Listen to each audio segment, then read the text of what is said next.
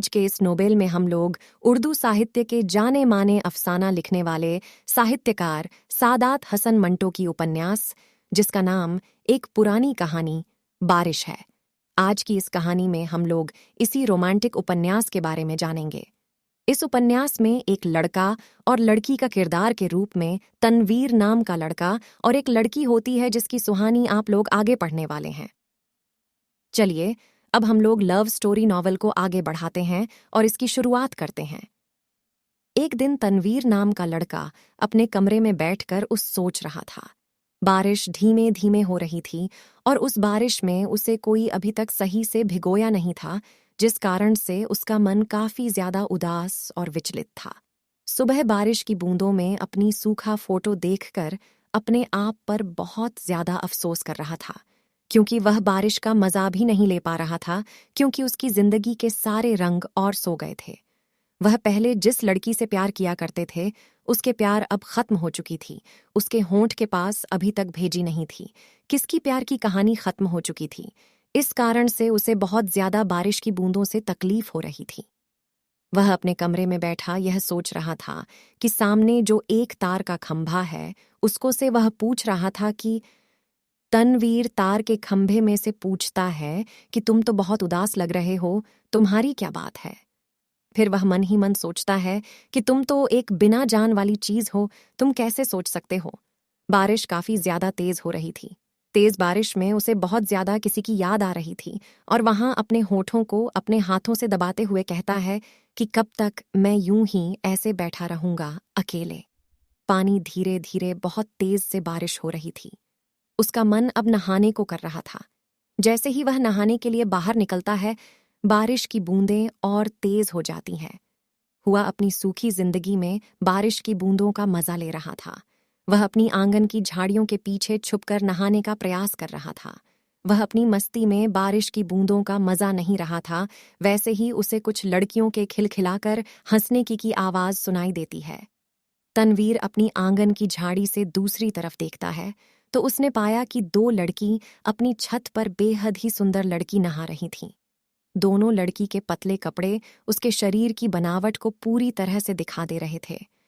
तनवीर की सोच तो इस तरह के बिल्कुल भी नहीं थी, लेकिन उसकी उम्र अब लगभग 20 साल से बाहर हो चुका होगा। उसके मन में भी तो चिंगारी उठती होगी उन दोनों लड़कियों को नहाते देखते हुए। तनवीर के मन में और उसके खून में बहुत सारे इच्छाएं दौड़ने लगती हैं।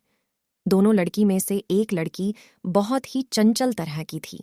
वह बहुत ज्यादा खूबसूरत थी, लेकिन जब वह नहा रही थी तो दोनों के मुकाबले चंचल लड़की के कपड़े और भी ज्यादा पतले होने के कारण उसके शरीर के निचले हिस्सों की बनावट पूरी तरह से देख रही थी। यह देखकर तनवीर को मन ही मन बहुत ज्यादा उत्सुकता होगी, तो वह उसी लड़की को बहुत देर से निहार रहा था। वह लड़की अपनी सहेली के साथ दोनों लड़के मिलकर खिलखिलाकर हंसकर नहा रहे थे। दोनों के बदलने के लिए ज्यादा खूबसूरत थे और दोनों के अंग इतना ज्यादा सुंदर था कि तनवीर को देखते ही उसमें से एक लड़की सुनने का फैसला किया था। वह लड़की बहुत ज्यादा सुंदर से जब आधे कपड़ों में नहा रही थी तो उसकी सुंदरता की तो अलग ही बात हो सकती है। उसके कुछ देर बाद पानी का गिरना खत्म हो जाता है।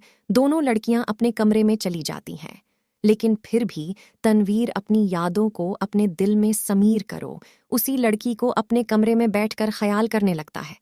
माना कि वह लड़की को उसके घर के बिल्कुल नजदीक में ही रहा करते थे, लेकिन उसका कभी मन और लड़की को देखने के बाद लगा ही नहीं और ना ही वह लड़की दोबारा कभी उस छत पर देखी थी। तनवीर अपने कमरे में बैठकर कभी कभी उस घर के छत को बेहद प्यार भरी नजरों से देखा करते थे, लेकिन किसी भी समय वह दोनों लड़की में से कोई भी लड़की हूं छत पर नहीं दिखती थी। ऐसे में वह बहुत ज्यादा गंभीर सा रहने लगा था। बारिश का समय था, दिन में कितनी बार बारिश हो जाया करते थे, लेकिन उस दिन के बाद से मैं दोनों लड़के तनवीर को एक बार भी नहीं दिखाता। एक दिन अपनी कार से तनवीर घर आ रहा था, कहीं गया था कोई काम से। अचानक उसे रास्ते में मिल जाती है। बारिश में खड़ी हुई लड़की तनवीर को रुकने का इशारा करता है। तनवीर को इस इशारा का मतलब बहुत अच्छी तरह से समझ में आ रहा था। तनवीर के जज्बातों से दिल में काबू नहीं था, लेकिन फिर भी वह अपनी कार के ब्रेक लगाई हो उसे अपनी कार में बैठाया। कार में बैठते हैं, वह लड़की तनवीर के साथ अच्छी तरह से बातचीत करने लगती है और कहती है कि क्या आपने मुझे कभी देखा है। तभी तनवीर कहता है कि हाँ, मैंने आपको एक बार देखा है। उसके बाद वह लड़की कहती है कि आपने मुझे कहाँ देखा है, बताइए। उसके बाद तनवीर कहता है कि एक दिन जब मैं अपने रूम में अपने घर के आंगन में नहा रहा था, तभी मैं आपको और आपकी सहेली दोनों को अपनी छत पर नहाते हुए देखा था। तभी लड़की थोड़ी सी शर्माते हुए बोली है कि क्या आपने मुझे नहाते हुए देखा है। फिर उसके बाद तनवीर ने उसकी जवाब को टाल मटोल करते हुए कहा कि आपको कहाँ जाना है, बताइए, मैं उतार देता हूँ। तो वह लड़की कहती है कि आप जहाँ चाहते हैं वहाँ मुझे उतार दीजिए, आप जहाँ बता दीजिएगा वही मेरी मंजिल होगी। फिर आगे बढ़ता है, फिर दोनों में बातचीत शुरू हो जाती है। अचानक वह लड़की तनवीर के पास छिपाकर बैठने का प्रयास करती है। उसके बाद तनवीर एक जगह गाड़ी रोककर अपनी हॉट में हॉट मिलाता है और दोनों को मिलकर एक दूसरे को एक साथ मिलकर किस करते हैं। अचानक तनवीर को यह ख्याल आता है कि वह कुछ ज्यादा ही इसकी ख्यालों में डूब गया है, तो वह तुम्हें नहीं पीछे हट जाता है और अपनी गाड़ी चालू कर लेता है। गाड़ी चलते जाती है, उसके बाद लड़की की मंजिल पहुंच जाती है। लड़की कहती है कि मेरी मंजिल तो आ गई है, मुझे यहीं उतार दो। उस जगह को देखते हुए तनवीर बहुत ज्यादा आश्चर्यचकित हो गया था, क्योंकि वह जगह वैश्या हूं और रंडियों का जगह था, जहां पर वह लड़की भी उसी ढंढा में काम किया करती थी। तभी वह लड़की उतरकर तनवीर से कहती है कि मैं यहीं पर रहती हूँ और हर शाम को यहाँ पर आती हूँ, अगर तुम्हें कभी आने का मन हो तो आ जाना।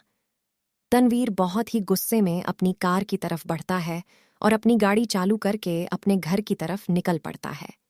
जैसे ही वह अपने रूम में पहुंचता है, उस समय भी बारिश हो ही रही थी।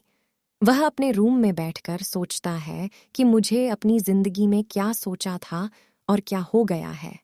आज जो उसके साथ हुआ है, उन्होंने अपनी जिंदगी में कभी कल्पना भी नहीं किया था।